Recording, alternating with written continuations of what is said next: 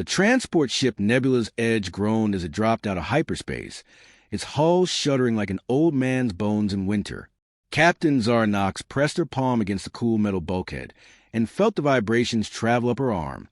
23 years old, with auburn hair tied back in a regulation ponytail and eyes the color of Earth's stormy seas, she looked more like a college student than humanity's youngest deep space captain. "Well, that was smooth as a sandpaper massage," she muttered, glancing at the flickering displays around her. The cargo hold behind her contained medical supplies desperately needed by the Kethri colony on Proxima 7. Simple delivery run. Easy credits. What could go wrong? Everything, as it turned out. The proximity alarms shrieked like banshees having a particularly bad day. Zara's hands flew across the control panel, her fingers dancing over holographic buttons with practiced precision. The main screen flickered to life, revealing 3 ships emerging from the asteroid field ahead. They were sleek, predatory things that reminded her of sharks if sharks had been designed by committee and given way too many weapons. "Pirates," she breathed, her stomach dropping into her boots. Of course it's pirates, because my week wasn't complicated enough already. The lead ship was twice the size of her modest transport, its hull painted in the traditional crimson and black of the Vorthak Confederacy. These weren't common raiders looking for easy cargo.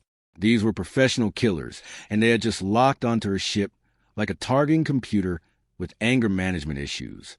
Zara's comm system crackled to life, filled with guttural growls and clicks that passed for Vorthak speech. Her universal translator struggled for a moment before rendering the words in crisp, emotionless English. "Human vessel, you will prepare for boarding. Resistance will result in immediate termination. Compliance will result in slightly delayed termination." "Well, when you put it like that," Zara said to her empty bridge, "how can I refuse such a generous offer?" She reached for the emergency beacon, but sparks flew from the communications array as the pirates jammed her signals. Her engines whined in protest as she pushed them to maximum burn, but the Vorthak ships closed the distance like wolves chasing a limping deer. The docking clamps engaged with a metallic clang that echoed through her ship's corridors. Zara grabbed the plasma pistol from her emergency kit, checked the charge, and took a deep breath. Her heart hammered against her ribs like it was trying to escape her chest and make a run for it. Heavy footsteps echoed through the airlock. The door hissed open, revealing 3 figures that belonged in humanity's worst nightmares. The Vorthak were 8 feet tall and built like walking tanks crossed with angry lizards.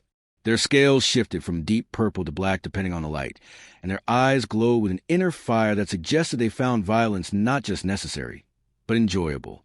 The leader wore ceremonial scarring across his face, each mark representing a kill in personal combat. "Captain Knox," the leader said, his voice rumbling like distant thunder. The translator rendered his words with mechanical precision, but couldn't quite hide the predatory hunger underneath. "I am Warlord Kazak of the Crimson Fawn. Your reputation precedes you." "Funny," Zara replied, keeping her pistol trained on his center mass. "I was just thinking the same thing about you. Though in your case, it's more like a smell that precedes you. Have you considered switching deodorants?" Kazak's laugh sounded like gravel being chewed by a garbage disposal. Humans and their jokes. Even facing death, you make light of your situation. Admirable. Foolish, but admirable. "Who says I'm facing death?" Zara asked, tilting her head with mock curiosity. "Maybe you're the one who should be worried." The Vorthak warriors behind Kazak hissed with amusement. One of them, sporting fresh battle scars across his snout, stepped forward with the confidence of someone who had never lost a fight. "This little Deathworlder thinks she can threaten us," he said, his words dripping with contempt. "Shall I demonstrate the difference between a real warrior and a soft human child?" Kazak held up a clawed hand. "Patience, Vex. The human amuses me. Tell me, Captain Knox, what makes you think you can survive an encounter with the Crimson Fawn?" Zara shrugged, her grip steady on the pistol. "Call it a hunch. Plus, I got something you don't." "And what might that be?" "The home field advantage of growing up on a death world, where everything tries to kill you before breakfast." The bridge fell silent except for the steady hum of life support systems. Kazak studied her with the intensity of a predator sizing up prey, his nostrils flaring as he tasted the air for signs of fear. He found none, which seemed to puzzle him more than anything else. "You show no terror," he observed. "Curious. Most humans begin weeping at the mere sight of Vorthak warriors." "Maybe I'm not like most humans," Zara said. "Or maybe I'm just really, really good at hiding my emotions." "Take your pick," Vex snarled, his patience wearing thin like a cheap sweater. "Enough of this chatter. Let me show this human whelp what real strength looks like." He lunged forward with surprising speed for something his size, claws extended and murder in his glowing eyes. For a split second, Zara's human brain processed the attack with the cold calculation of someone who had grown up dodging Australian wildlife and natural disasters. Then her deathworld instincts kicked in. Time seemed to slow as adrenaline flooded her system. Her body moved before her conscious mind caught up, muscle memory forged in Earth's unforgiving crucible, taking control. She dropped low, letting Vex's claws whistle through the air where her head had been a heartbeat before. Her plasma pistol barked once, the bolt catching Vex in the shoulder and spinning him around like a top. He roared in pain and surprise, his voice echoing off the metal walls as he stumbled backward. "First lesson in Deathworld survival," Zara said, rolling to her feet with fluid grace. "Always assume your opponent is faster and meaner than they look." Vex clutched his smoking shoulder, his eyes wide with shock. No human had ever moved that quickly, that precisely. It violated everything he knew about the soft beings from the third planet. Kazak's expression shifted from amusement to genuine interest. "Fascinating. You fight like prey that has learned to bite back." "Second lesson," Zara continued, keeping her weapon trained on the wounded warrior. "Prey that bites back isn't prey anymore." The Vorthak leader took a step closer, his movement fluid and controlled. Unlike his subordinate, he radiated the kind of confidence that came from centuries of combat experience. His scars weren't just for show. They were a roadmap of battles won and enemies defeated. "You have spirit, human. I respect that. But spirit alone will not save you from what comes next." "What comes next?" Zara said with a grin that would have made a shark nervous. "Is you discovering why humans don't just survive death worlds. We thrive on them." The cargo hold lights flickered as the ship's power system struggled under the strain of the docked pirate vessels. In the growing shadows, Zara's eyes adapted with the efficiency of species that had learned to hunt in caves and survive ice ages. Kazak drew his weapon, a curved blade that gleamed with an inner light. The metal had been forged in the heart of a dying star, and could cut through most known materials like they were made of tissue paper. "I have killed 17 humans in personal combat," he said, testing the blade's edge with one claw. Their speed was impressive, their cunning noteworthy, but in the end, they all felt superior strength and experience. 18's an unlucky number," Zara replied, her voice steady despite the hammering of her heart. "You might want to stop at 17. The Warlord's laugh filled the bridge like the rumble of an approaching storm. "Your confidence is either inspiring or suicidal. I find myself curious to discover which." Vex struggled to his feet, his wounded shoulder still smoking from the plasma burn. "Warlord, let me finish this human. She caught me off guard, nothing more." "No," Kazak said without taking his eyes off Zara. "This one is mine. You've already proven my point about underestimating Deathworlders. I will not make the same mistake." The third Vorthak, who had remained silent until now, shifted nervously. "Warlord, perhaps we should simply take the cargo and leave. The human has shown she will not submit easily." Kazak's head turned toward his subordinate with a slow, deliberate movement of a predator reconsidering its hunting strategy. "Are you suggesting we flee from a single human, Drac?" "I am suggesting caution, Warlord. The reputation of Earth's children may be more than mere legend. Legend are just stories told by the victors," Kazak said, turning back to Zara. "And I have never lost a personal combat." Zara felt the familiar tingle in her fingertips that always preceded a fight. It was the same sensation she'd experienced facing down everything from Terran mountain lions to deep space raiders. Her body was preparing itself for violence with the efficiency of millions of years of evolution. "There's a first time for everything," she said, her voice carrying the quiet confidence of someone who had stared death in the face and made it blink first. "Besides, I've got a delivery to make, and you're making me late." The Warlord's blade hummed with barely contained energy as he assumed a fighting stance. His movements were fluid, graceful, and lethal. This wasn't his first dance with death, and he expected it wouldn't be his last.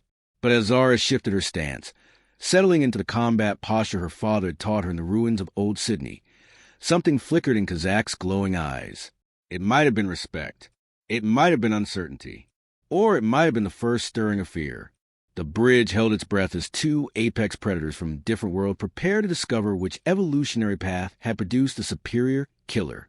Outside the viewports, stars wheeled in their ancient courses, indifferent to the drama playing out in the metal corridors of a small transport ship. But somewhere in the quantum foam that connected all living things, the universe itself leaned forward to watch. After all, it wasn't every day that a Deathworld's child got to show the galaxy exactly why Earth had earned its fearsome reputation. The first strike came without warning, Kazak's blade cutting through the air with a whistle that sounded like incoming death. Zara twisted away, feeling the superheated metal pass close enough to singe the fabric of her uniform. The Warlord's follow-up thrust would have skewered her like a kebab if she hadn't rolled behind the navigation console. "You move well for someone so young," Kazak observed, his voice carrying grudging respect. "But defense alone will not save you." "Who says I'm defending?" Zara popped up from behind the console and squeezed off 3 rapid shots from her plasma pistol. The bolts forced Kazak to dive for cover, his massive frame surprisingly agile for something built like an armored truck. The bridge erupted into chaos as the two combatants used every piece of equipment, every shadow, every angle to gain advantage. Sparks flew from damaged control panels, and the acrid smell of ozone filled the recycled air. Vex, still nursing his wounded shoulder, snarled instructions to Drac. "Flank her. Drive her toward the Warlord. Maybe worry less about me and more about the hole in your shoulder," Zara called out, vaulting over a fallen beam with the easy grace of someone who had learned parkour in Earth's urban ruins. "That's going to leave a scar that'll complement your personality." Drac hesitated, clearly uncomfortable with the turn events had taken. These weren't supposed to be the reactions of a corner human. Where was the terror? The pleading? The inevitable surrender that always preceded the easy kill? Kazak's blade swept in a deadly arc, forcing Zara to drop and roll. She came up firing, her shots precise and controlled despite the adrenaline coursing through her system like liquid lightning. One bolt scored the Warlord's thigh. Another shattered a piece of ceremonial armor on his chest. "Impossible!" Vex breathed, watching his seemingly invincible leader take damage from a creature he considered barely above vermin. "Humans don't fight like this." "News flash genius," Zara said, reloading her weapon with movements so fluid they seemed choreographed. "You haven't met enough humans." The truth was, most humans didn't fight like this. Most humans were civilians, farmers, artists, and engineers who had never faced down a predator with murder in its eyes. But Zara wasn't most humans. She was the daughter of Colonel Zara Knox, veteran of the Martian Rebellion, and Dr. James Knox, xenobiologist and survivor of the Titan Research Station massacre. She had been raised on bedtime stories about humanity's greatest battles and lullabies about survival in hostile environments. Her playground had been the Australian outback. Her teachers are descendants of people who had carved civilization from one of the most dangerous continents on Earth. Kazak pressed his attack with the relentless fury of a natural disaster. His blade work was poetry written in violence, each strike flowing into the next with deadly precision. But for every attack, Zara had a counter. For every trap, she found an escape. "You cannot run forever, Deathworlder," the Warlord panted, his breath coming harder now. The wounds she had inflicted were beginning to tell, slowing his reactions by crucial milliseconds. "Who's running?" Zara asked with a laugh that would have sounded manic if it wasn't so genuinely amused. "I'm just getting warmed up." She bounded onto the captain's chair, using the high ground to rain plasma fire down on her opponents. Drax scrambled for cover while Vex roared in frustration, his weapon useless at this range. But Kazak was far from finished. With a bellow that shook the bulkheads, he hurled his energy blade with the accuracy of a guided missile. The weapon spun end over end, its edge trailing fire as it sought Zara's heart. She dropped backward off the chair, the blade passing through the space she had occupied with millimeters to spare. But the Warlord had anticipated her move, launching himself forward in a tackle that would have pulverized a normal human's ribcage. Zara hit the deck with Kazak on top of her, his claws reaching for her throat. This was it, hand to hand, claw to claw, the moment when superior size and strength should have decided the outcome. Should have, but Kazak had made one critical error in his calculations. He had assumed that humans were soft, weak creatures who relied on tools and technology to survive. He had never considered that a species which had clawed its way to the top of a deathworld's food chain might have developed a few tricks of its own. Zara's knee came up with all the force her leg muscles could generate, impacting the Warlord's solar plexus with a wet thud as he doubled over in pain. Her elbow found the nerve cluster at the base of his neck, a technique her mother had learned in the urban warfare campaigns of Europa. Kazak's eyes widened in shock as his nervous system short-circuited. His massive arms, which had been reaching for her throat, suddenly felt like they belonged to someone else. He tried to roar, but only managed a confused wheeze. "Pressure points," Zara explained conversationally as she rolled out from under him. Funny thing about apex predators. They usually don't expect their prey to know exactly where their off switches are located. Vex and Drac watched in horror as their mighty warlord collapsed the deck, his body refusing to obey his commands. The human had done something to him, something that violated every law of combat they understood. "What did you do?" Vex demanded, his voice cracking like a teenager's. "What sorcery is this?" "Anatomy lessons," Zara replied, retrieving Kazak's energy blade from where it had embedded itself in the wall. The weapon hummed in her grip, responding to her touch as if it recognized a kindred spirit.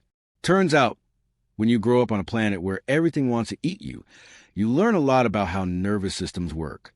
She tested the blade's balance, her movements causing both remaining Vorthak to take involuntary steps backward.